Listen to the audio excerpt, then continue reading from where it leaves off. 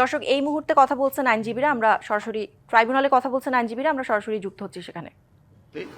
আমরা যেটা মনে করেছি যে ফুল এবং ট্রু ডিসক্লোজার উনি আশুলিয়ার বর্ণনার ওনার জানা মতে যতটুকু সেটা করেছেন এবং আগামীকাল জেরা হবে।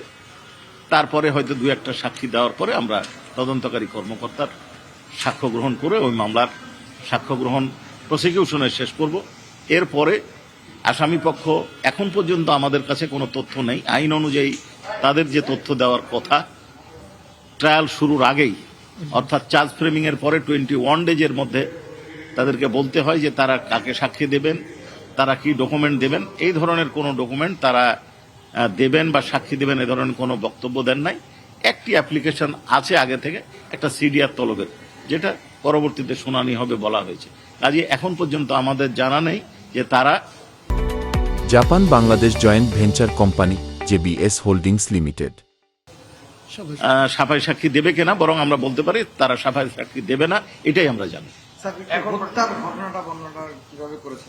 উনি হত্যার ঘটনার বর্ণনা দিয়েছেন যে উনি যখন শেখ হাসিনা পালিয়ে যান, এই খবরটা পাওয়ার পরে ওসি সাহেব বাইরে ডিউটিতে ছিলেন, শাহেদ বা জাহেদ, ভেতরে আসেন। ভেতরে এসে উনি